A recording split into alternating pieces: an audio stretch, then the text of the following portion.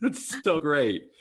Let's see. We have 36 different suggestions. So pick a number between 1 and 36, my friend. Let's go for 33.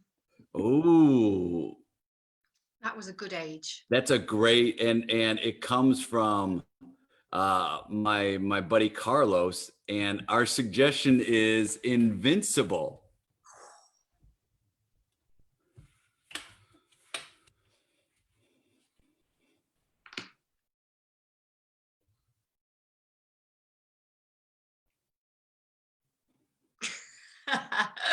Yeah, I feel the Right? same.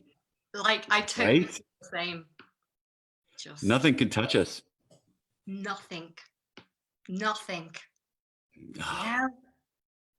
I can't wait. I cannot wait just to stick it to the boss. You know what I mean? right? Like twisted. I mean, it's very rare that during a situation like this, they want to hear our side of the story. Yes. It's always like they take their side of the story, but now they're coming to us. They want us to share our side of the story. And oh boy, it's an adrenaline rush. I feel like nothing's going to bring me down from this. Yeah. Well, nothing can. Nothing No, will. I mean, you're great. You're great, and we work together so well. That presentation that we did last month just kicked ass. You know what I mean? oh yeah, how to achieve empathy in a non-empathetic situation. Hmm. Yeah. Yeah. I And mean, it was funny, right? Because like our bosses, they just don't have any capacity for empathy whatsoever, right? So I just love that. I just love that me and you go in to these fucking power meetings and just, come in at a different angle, right? it's the velvet hammer. Yes. Oh, I love that. Yeah, it's like come in, gentle, smiles, and Yeah. then when you leave, it's like, oh, I think I got hit with a hammer there. I didn't know it, but I got hit with something real hard, and you don't know it at the time, but you're like gentle, Yeah. gentle, bam, and then you go in for it. Yeah. It's like, yeah. What did you call it? A velvet hammer. Yeah, Yeah. the velvet hammer. That's right. It's such a soft, I mean, it's a soft outside, but then on the inside, it's hard as steel. Yeah. Like And you a don't even know. You don't even know. That's the thing. You come away and you're like, didn't I wait a just have minute. that? Did Yeah. that? Yeah. Yeah. So Yeah. I want to say thank you for backing up my allegations against him, because if it just comes from me, it's going to be a he said kind of thing. And we all lose in that situation. Totally. No, no, totally got your back. Totally got your back. I mean, You're risking your life, your career. You're risking it right now. It's not a small thing. I know. I know. And look, don't worry. Like, I've just got your back 100%. Like, I don't really care about, I don't care about this company, and I don't care about the management, but like, I care about you. I believe in you. I think you're really, really fucking good at what you do. Really? Yeah. So I don't care. You know what? If you go down, I'll go down. You know what I mean? Don't care. If they fire you, they fire me. I'm with you. I'm with you. This is a partnership. Too right. Too This right. is, well, I'll be right back. Wish me luck. Wish me Good luck. luck. Good luck.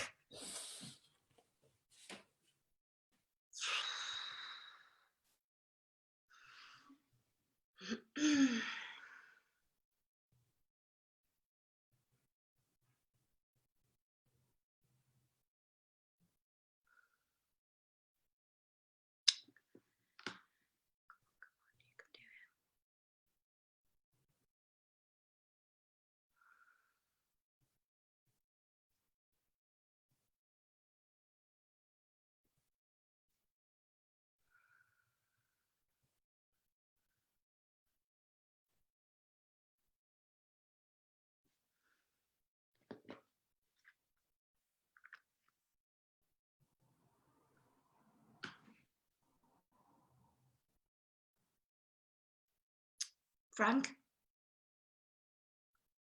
Frank? Okay, just tell the boss to fuck off. Yeah. Just say it. Just say it. Just say it. Just say, just tell him to F off. All right. You know, and if you go down, I'll go down. Okay.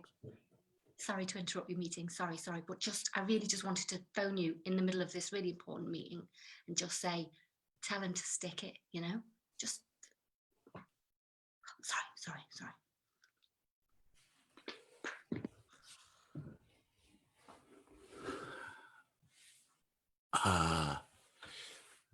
They want to see That's you. the wrong thing to do. Did you tell him to fuck off? Yeah. They asked to see you. Okay. Fucking hell. Okay. Is there anything I need to know? Shall I just... It's gonna be worse than you think. Fuck. Yeah. Okay, it doesn't matter because we're in this together. Yeah. I don't care. We are in this together. Okay? Yeah. I've got you, you've got me, right? Yeah. Okay, I'll be back. Good luck. Good luck.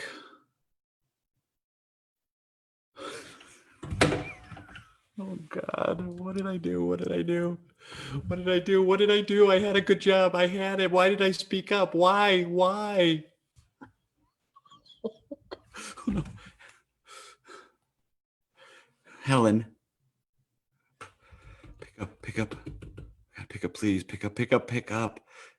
Oh God, Helen, it's Frank. Listen, if you're checking your messages, I don't know why you'd be checking your messages. Oh God, please check your message. Please check. Please.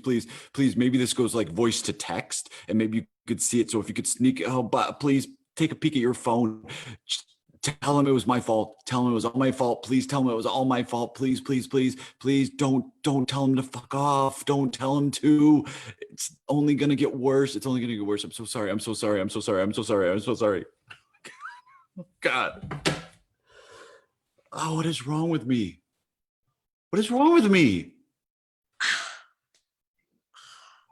Helen, what?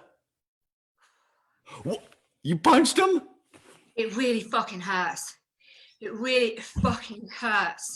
But I did it just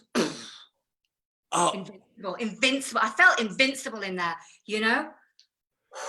Did it for you, Frank. You don't stop that feeling. You keep that feeling. You did. I just called you. Delete it. Don't even look at the message. That's what I should have done. I crumbled when I was in there. Not you, though. Frank, I heard your message. It was a kind of like voicemail to text thing. So I just kind of had a sneaky peek in there when I was kind of like facing off to him. And I just thought, it doesn't matter to me. It doesn't matter. Right? I know you're right. And I know I'm right. And together we're righter than right. And so I just thought, yeah, fuck you. So I just went, It felt so good. You want to see me again? Okay. I'll be right back. Okay. Just punch him, Frank. Or just kick him in the shins or something.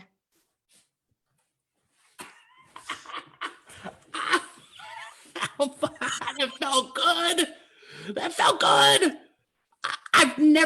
I've never punched anyone in my life. I don't even know if I did it right, but man, that felt good. It hurts, but it felt good. Good. If it hurts, you did it right. Yes. I mean, he can't talk to us that way. And he wasn't listening, and he got me back in my head, doubting myself, and you brought me out of it. I don't really care anymore. Yeah. I do not care what's going to happen. I don't want to make chocolate peanuts anymore, you know? No. Chocolate peanuts. You know? I think we have been placing an unnecessarily ceiling on ourselves because we're listening to guys like him, and we're at the place like this that we don't think we can get better, and we can get better. We are better. We're already better. We're already better. We stuck it to the man, literally. Yes, we literally stuck it to them. If there was a picture of the man, it would be a picture of his face. Yeah. That is the man right there. That's him right there. He's an idiot. You did great, Frank. That's fucking awesome. I couldn't have done it without you, Helen. I mean, when you came out, I thought, oh no, It oh does. no. And you came out and you're like, you punched him? Oh Yeah. man. Thank Oh, you. sorry. Yeah, he wants. You want me to go back? He wants me to go back. Go. Stay invincible. Stay invincible. Got it.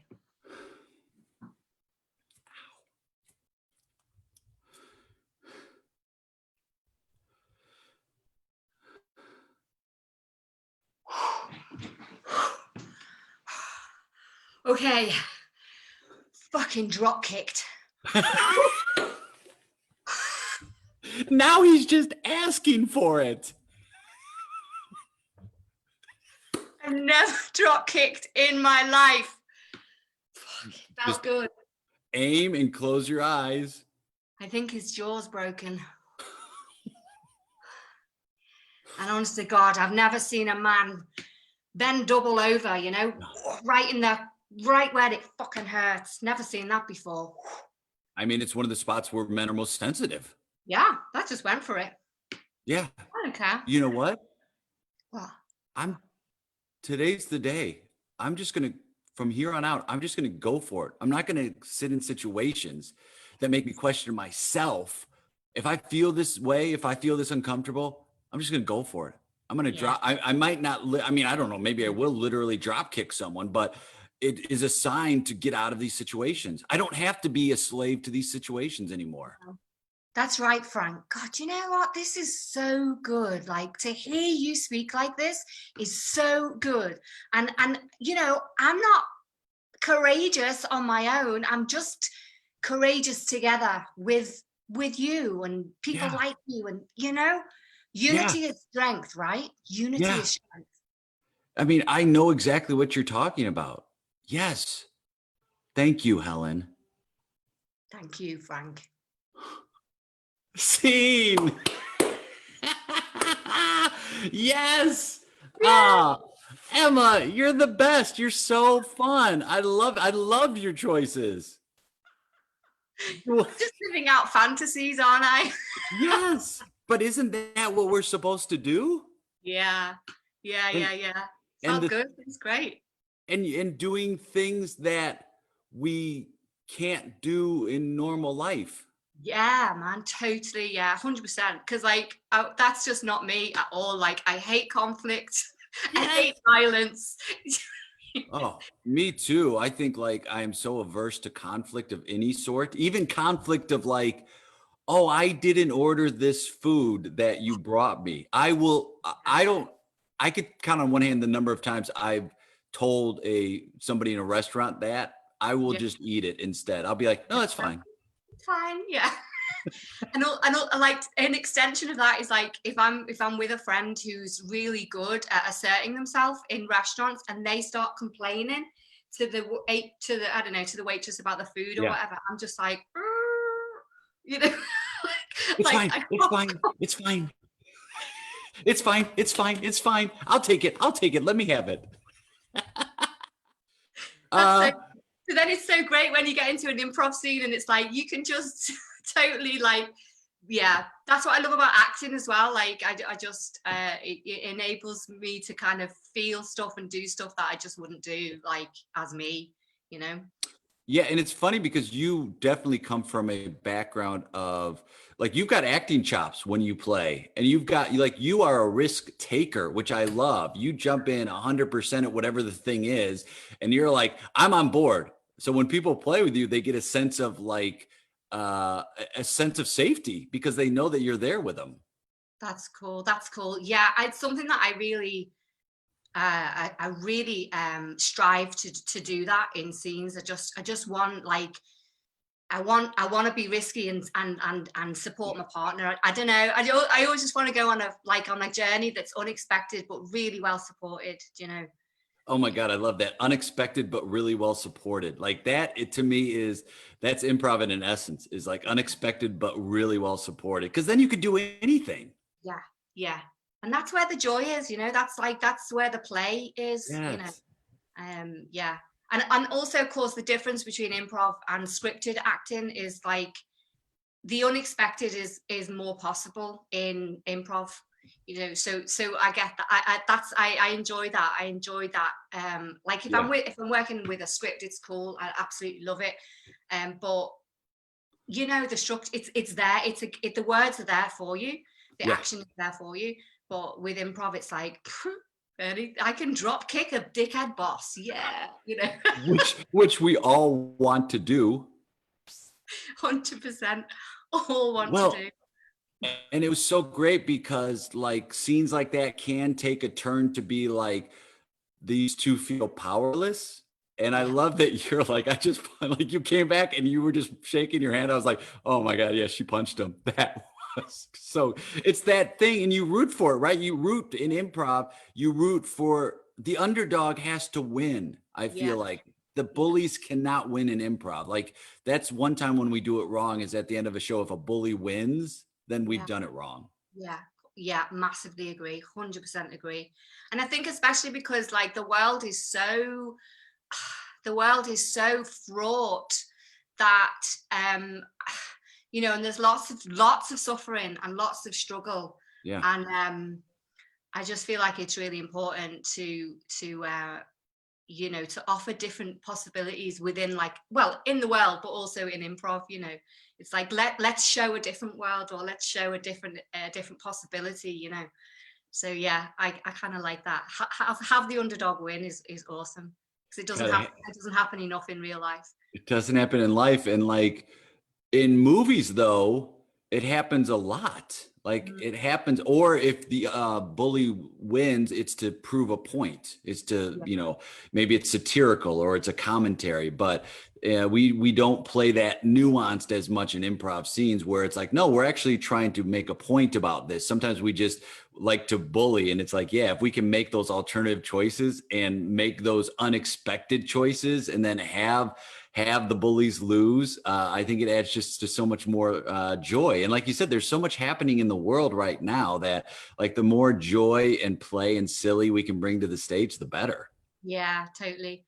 And also it makes me think, well, given that that's like quite a dominant narrative in film or whatever, is that the underdog wins, it shows me that that's what humans want. Yes. Like we actually want, we want underdogs to win. So it's amazing. Like that's our narrative. That's our fantasy narrative that plays out in film, like 90% of the time, and in books, and in and it's like, well, if that's the world we want, let's build it. Like totally. It's why are you making the choices you're making in a scene? It's very interesting when people give a pushback. Where it's like, but you can make the choice to have this happen. You can make the choice for the underdog to win. You can make that choice. And if sometimes people spend their time defending these fictitious characters and these fictional situations. It's like, no, I get what you're saying, but that's not as much of a payoff. Like to me, it's when people come together, or the underdog wins, or good triumphs. To me, that's what I want to see. And I think most people want to see and get most enjoyment out of. Yeah. Oh yeah, massively. And what a more joyful world it would be as well if that actually happened more often, So the more that can happen in improv scenes, the happier I am, because really that's what I want to happen in the world. Well, we're doing it one scene at a time, right? That's so great. Yeah, let's just that's all we can do, right? Is let's just do it one scene at a time. Yeah, for sure. Yeah. I have my buddy Bill Baylor, who is such a fun guy to play with. He has said on stage before, yeah, I'm not going to fight with you. Like he just comes out and just says it. Like, even if it's a playful type of fighting, he'll just be like, yeah, I'm not going to fight with you. Like he doesn't look at time being spent effectively on stage in elements of conflict and fight. And I'm like, I can't agree more. I'm like, I have enough fighting going on in my outside life. Why do I want to add that to the stage? And if you want to do it, God bless, but it's something I know I don't want to do. So I'm not going to do that. No, I'd rather be a fantasy drop kicker or dress up as a kicker. You know what I mean? Yes. I love that. I love it too, because it's like, let's get mad at someone who's not each other. Let's, Yeah. if we're gonna get mad at someone, get mad at someone, get mad at someone you can't see, get mad at something that you shouldn't get mad at that door, right? Don't get mad at each other. Yeah, yeah, massively. Yeah, I think there's like a confusion between well, I don't know if it's a confusion, but I think historically in Western drama we associate drama with conflict, but Yeah. actually conflict can manifest in so many different ways. You know, it doesn't have to be me hating on you or you hating on me. It's like I don't know. There was conflict in that scene, for example, but the conflict was me and you versus Yeah. somebody else, kind of thing. So we have complicity, and Yeah. the conflict rests elsewhere. Yeah. I find that really interesting. How yeah. And so yeah, what I see a lot is like conflictual scenes within improv, because I think there's an association as human beings that we have with that storytelling or drama is equals conflict, and which maybe is true to a certain extent, but it doesn't. There's so many different ways of doing it. Yes. That's what's interesting about improv. It can manifest in multitudinous ways. I mean, I think in that scene also, I had conflict with myself. Yes. So I had an inner conflict, which I think is put it on yourself. Don't worry about putting it on your partner. Like, have that Yeah. inner conflict. And when people talk about like, well, in plays they have this, it's like, well, in plays there's also a resolution. There's an after. Like, we don't get that as much in these improv scenes, so we just kind of have this conflict that is an argument or it doesn't go anywhere. Yeah. And so then it's like, okay, cool. You stated your point of view. You were very inflexible. Nobody listened. It's kind of like watching a Twitter feud. Yeah. It's like, oh God, you're both just restating your points of view and nobody's changing. Yeah. Like, this gets really boring really fast. So Yeah. direct Exactly. it internally if you want to direct conflict. Yeah. Totally agree. There's nothing more dull than Twitter, the Twitter conflict. Right? It's like, I'll be honest. I can't go on Twitter as much now because it's all conflict, at least what I'm seeing. So like, I've kind of started going on Instagram more because it seems to be more positive than Twitter. But yeah, why bother? Why bother? Where can people follow you? Are you doing any online teaching now, or what other online performing are you doing? And how can people follow you if they want to catch up? Yeah, cool. So at Liverpool Comedy Improv is the Facebook and the Twitter and the Instagram. Liverpool Comedy Improv, or at Live Comedy Improv, for the dungeon that is Twitter. And yeah, I'm teaching. I teach about four evenings a week. Lots of beginners improv and lots of improv for well-being and stuff like that. Yes. And also I teach long form and advanced as well every week. And I'm doing lots of cool collaborations like this, and also I'm in a women improv team in Liverpool called Boss Birds, and we're collaborating with the Adam and Eves, for example. So yes. Kind of going to do like as many women teams and women improvisers across the world. We're doing as many of those sort of online collaborations as we can. We're in the early stages of that, but yeah. So I'm looking forward to collaborating. Is great. Yeah. Oh my God. Right. Isn't that why we got into improv? Yeah. Yeah. And I think especially we'd like to raise visibility as well. It's like, let's do our job, and like, let's collaborate with people who are, underrepresented and so yeah, totally looking forward to all the collaborations coming up. I mean, and like using this platform, this is the perfect platform to have global collaborations is to do virtual. And I'm really excited because the Adam and Eves are one of my favorite groups, and there's just such great people and also just great improvisers. So that collaboration is going to be amazing. Yeah. Yeah. Can't wait for that. That's happening in a couple of weeks for us. So yeah. What a great bunch of women they are. Oh, yeah. All of them are just like all-star talent. Like, and it's beautiful. I was lucky enough to play with a few of the Adam and Eves, and I'm don't tell them, but I'm trying to play with each one as much as possible because I think they're just so joyful and fun to play with, and they just every time we play together, they just bring it, and it's just such a thrill. Yeah, I totally agree. Yeah, great. Bring it on. I think that's one of the massively most positive things about us improvisers having to go online. It's because look at what we can actually do now. You know, this is incredible. Like to work with people right across the globe. You know, I just like just blows my mind. It's just brilliant. Yeah, like I mean, you and I met, I think, in Copenhagen. We met there, and then we've been like doing some stuff kind of regularly where we've been meeting and getting a chance to like know each other, but we haven't had a chance to play. And like now that we've had a chance to play, I was very happy. I was so excited that you were like, yeah, I'll do it. So this was like just such a thrill. I really appreciate you taking the time out. Well, same to you as well. I appreciate it. Yeah, and I love your happy hours on a Friday. They're so fun. Oh yeah, it's great. Just to play. So playful, so joyful. Really, really lovely. And I'm looking forward to seeing you and Roseanne do some character, not just one, but do several. I think you two would be amazing at doing these like character driven costume pieces. I think I can't wait. So thanks again, Emma. You are the best. Thanks, Jay. That was ace. See you soon. Take See care. ya. Bye.